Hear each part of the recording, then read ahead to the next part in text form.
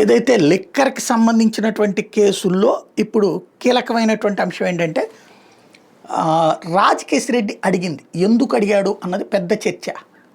ఏమని అక్కడ 11 కోట్ల రూపాయలు దొరికినాయి అంటున్నారు, నాయి అంటున్నారు కదా, నేను ఇచ్చాను వాళ్ళకని చెప్తున్నారు కదా, అది వాళ్ళు ఇచ్చి వచ్చారని చెప్తున్నారు కదా, నా ఫింగర్ ప్రింట్ దేని మీద ఉందా తీయండి అంటున్నాడు. అట్టపెట్టి మీద అయినా క్యాష్ మీద. రెండవది ఆ నోట్ల నెంబర్లు తీయండి అని అడుగుతున్నాడు. ఇది ఎందుకు అంటే ఇప్పుడు నోట్లు కనుక ఇప్పుడు వీళ్ళు పెట్టిన కేసు ఏంటి, బిఫోర్ ఎలక్షన్స్ వీళ్ళు డబ్బులు వసూలు చేశారు కదా, దాని తర్వాత ప్రింట్ అయినాయి అనుకోండి ఇది తప్పు అవుతుంది.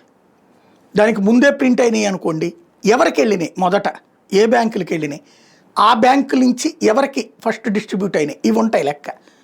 ఇతను వ్యాపారాలు బాగా తెలిసినోడు కాబట్టి ఆ రూట్లో నుంచి అడిగినట్టున్నాడు.